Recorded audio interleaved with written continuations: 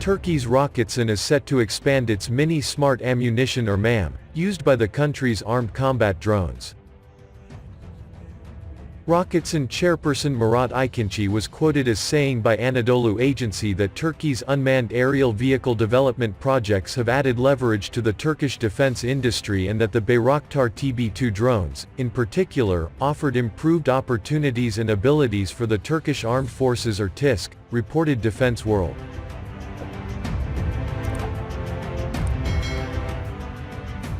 İkinci added that the drones mainly use MAM family ammunitions, namely the MAM-L and MAM-C smart ammunition that provides great leverage in terms of capability and strike power.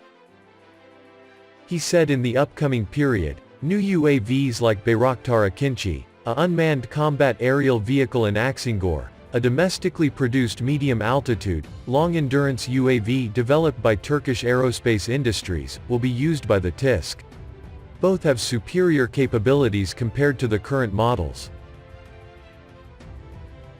Parallel to the developing capabilities of the new combat drones, İkinci said they will be equally focusing on developing advanced ammunition for the MAM family.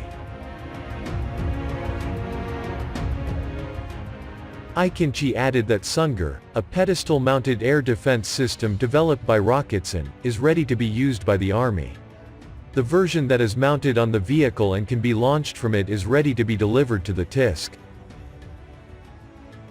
He said in addition to the system that only controls air targets over the armored vehicle, a single system that unites Sungur and Siret pedestal-mounted laser-guided missiles that can engage both air and ground targets simultaneously will also be delivered to the TISK.